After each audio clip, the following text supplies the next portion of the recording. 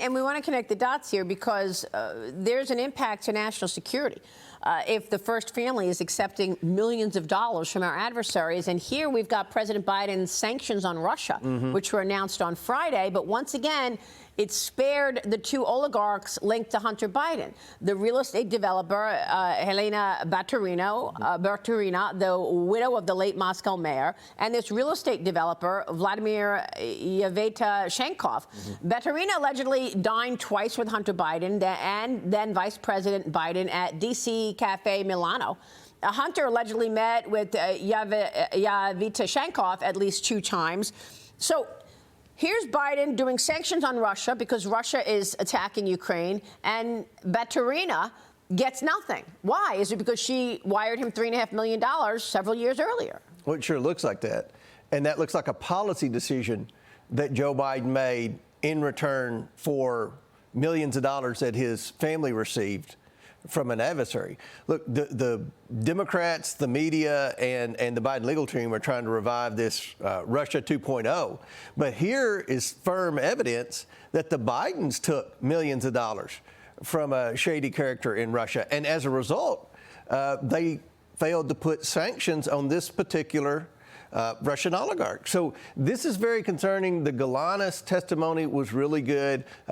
Hopefully people will be able to read that transcript very soon and digest what Galanis said. And remember, Galanis, Devin Archer, and Hunter Biden were all three-way partners in a deal that, according to court records, may have defrauded a Native American pension fund. Archer is fixing to go to jail over that. Galanis is in jail over that. Hunter Biden never went to jail. And now they indicted Smirnov. Alexander Smirnov was another whistleblower. A judge denied bail for Smirnov, the former FBI informant, accused now of lying about the Biden business deals in Ukraine. The Department of Justice claims he is a flight risk. Smirnov's lawyers are pushing back, saying that he has shown no signs of wanting to flee.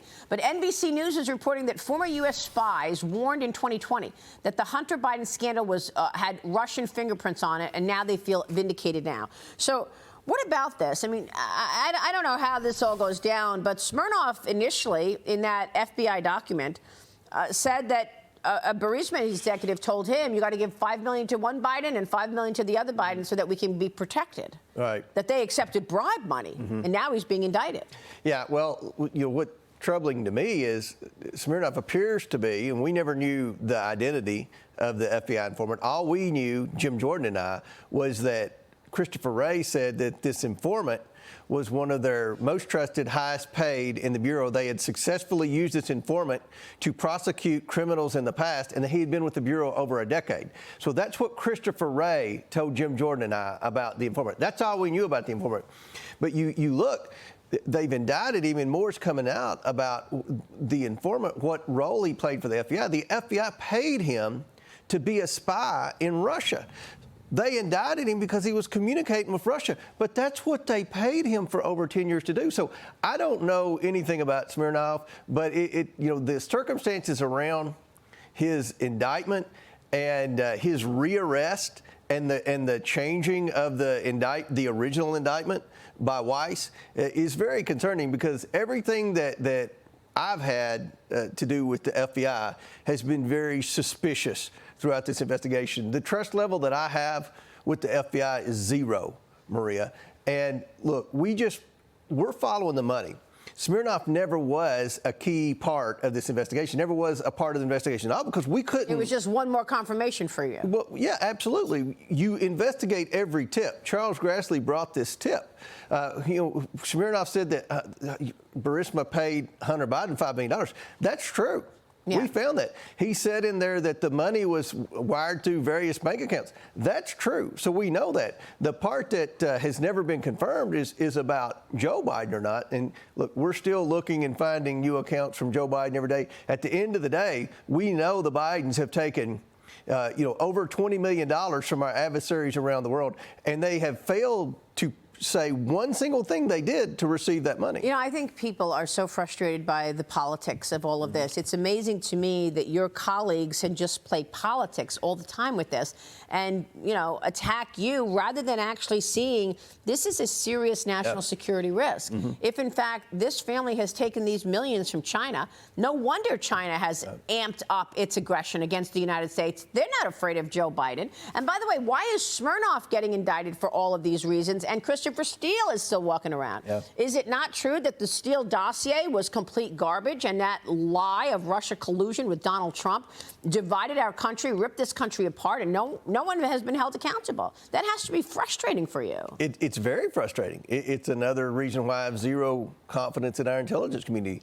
I lost confidence in the intelligence community when those 51 intelligence officials signed that letter saying the laptop was Russian disinformation, when we later found out the FBI had the laptop. They had the laptop for several years prior to that. They knew full well that the laptop was authentic. So the intelligence community has constantly been a major player in the cover-up of the Biden crimes. Maria, look at this.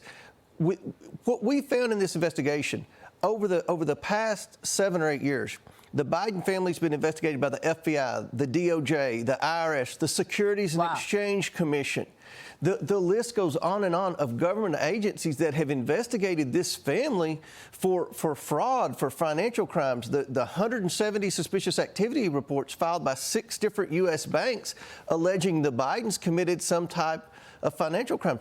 I mean, there is so much smoke here. And you mentioned earlier, the media continues to attack me. All I'm trying to do is get the truth to the American people. So I think the American people deserve the truth, and they haven't been given the truth by the mainstream media or by our government agencies. So it's like the dirty little secret about the Biden family that everybody knows, but the Democrats just blow it off? Right. That's right. I want to get your take on the structure of these deals, because Tony Bobulinski was very clear in terms of what he remembered.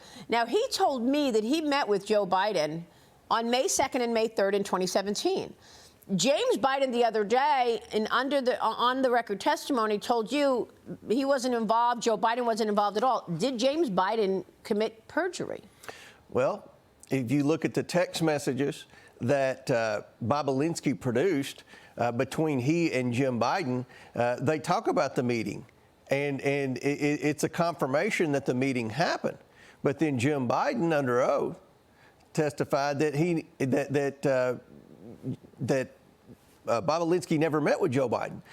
But again, there's overwhelming evidence to confirm that Jim Biden was communicating back and forth with Bobulinski about the meeting that he had with Joe Biden. So there are 7 or 8 things that Jim Biden said during his transcribed interview that we are, as we speak, going through trying to verify whether or not his statements were in fact accurate. So he could have perjured himself.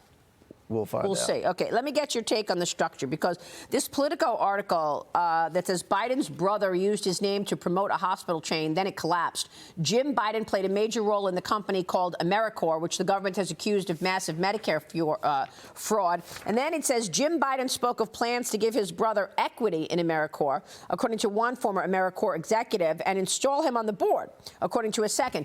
Isn't that the same terms that they had in a separate deal with CEFC? The Chinese energy company? Yes. Now we have 2 people on record. We have Bobulinski talking about the business model for selling the Biden brand, and now Galanis talking about the business model for selling the Biden brand. So what you have here, and you have the Politico source talking about the business model for selling the Biden brand. All 3 of those sources confirm that one way the Bidens were able to abstract all this money from these shady, desperate characters was they said, Joe Biden, not only do we have access to him, but he wants to be a part of this. He wants an equity stake in this, and he may even sit on the board. That's what they told CEFC with the 10% for the big guy. That's what the Politico article confirmed about the AmeriCorps Health. That was the business model. So what we've been able to do in this investigation is not only prove that the Bidens were influence peddling, we've been able to see exactly what their business model was. Not only were they saying, yeah, here's Joe Biden on the the phone. Here, let's have dinner with Joe Biden. But they're also saying Joe Biden wants an equity ownership, and he may even sit on the board if you pay us enough money. Wow. And then let's not forget, during the last year of the Obama administration, Joe Biden's portfolio included health care and his whole thing about we want to cure cancer. Right. So there's another point here that says that Jim Biden told AmeriCorps that they could find a winning business model for rural health care and his brother could promote it in a future presidential campaign. That is just unbelievable. What's really stunning to me is that the deals that they were doing with China were largely about energy. So Public and Michael Schellenberger, the reporter, writes this: Chinese control over U.S. oil and gas is at the heart of the Biden family influence peddling. A new whistleblower reveals. That's Galanis. Is that what? So all of this time with President Biden telling us fossil fuels are bad, go get an electric vehicle, we're cutting off LNG contracts, etc., and he's selling those oil and gas business projects to China? I've never seen such hypocrisy on anything in politics. What the Bidens are trying to say to please their left-wing liberal base, and what they were trying to do in the private sector to profit from the Chinese Communist Party is daylight and dark. The Bidens were helping China do all the things that Biden's blocking American energy from doing in the United States. One of the things that I think Americans need to understand about the whole deal with China was going to pay the Bidens. They paid Hunter Biden millions of dollars. They were expecting Joe Biden to be a 10% owner. Was to implement the Belt and Road Initiative in the United States. Take over American energy, take over American manufacturing, buy American farmland. That's what we are trying to get China not to do in the United States. Joe Biden was getting, and his family was getting paid to help China do. That's unbelievable. And I know you've sent a letter to the Federal Reserve raising concerns about illegal environmental, social, and governance practices. I mean, this has been a whole climate change agenda throughout agencies. You want to know how it's impacting asset manager actions, Chairman. Tell me about that, because it's all connected, isn't it? The SEC is driving the Biden climate agenda, putting new rules in place for business. They are. And, it's disappointing that more CEOs aren't stepping out trying to be against this. But what we're trying to do from an oversight standpoint is find out exactly what type of correspondence, who is pushing this liberal agenda. Is this a Soros-backed thing? Is this left-wing environmental groups that are dictating policy for the Biden administration to appease their left-wing base? The only people that are benefiting from many of these outlandish far-left policies, whether they be DEI, whether they be climate change, whatever, is China. And it's more evident that Joe Biden has a China first, America last policy. We're just trying to get the truth to the American people. Who is feeding this information to the Biden administration? Because it's not Joe Biden. Well, I heard a story that Elizabeth Warren made a promise that she would step down when she was running for president if she had the authority to choose committee heads and help Joe Biden with the climate agenda. I don't know if Elizabeth Warren has any role. I don't know either, but it appears that there are a lot of far left-wing environmental groups that are dictating policy for the administration. We're trying to learn more about these left-wing groups, who's actually funding these left-wing groups. That could be China. We don't know. But we know this. Their agenda is counter to what's best for the American consumer. Very, very dangerous. Real quick, we got to jump, Mr. Chairman, but is there anything about your investigation that we don't know, that we don't understand, the audience? Is there something you want to leave us with that's most important here? I think we've established a pattern that Joe Biden did communicate with every single person that wired his family millions and millions of dollars. We've uncovered a pattern that they were selling the brand. There's no Biden businesses. When the media says Hunter Biden and Jim Biden owned an energy company, they didn't own an energy company. They owned an influence peddling scheme. That's all this is. So there's no product. There's no products. There's no services. And what we see now is, in some cases, they even said Joe Biden was going to be an equity owner. Joe Biden was going to be a part of it. And Joe Biden communicated with these people and led AmeriCorps Health to believe that he was going to be a part of it. They led the Chinese government to believe that he was going to be a part of CEFC. So Joe Biden's role in this Biden influence peddling scheme is much greater than what the mainstream media wants to admit and what a lot of Americans understand. So stunning. Mr. Chairman, thank you. We certainly will be following your work. Thank you. Thank you so much.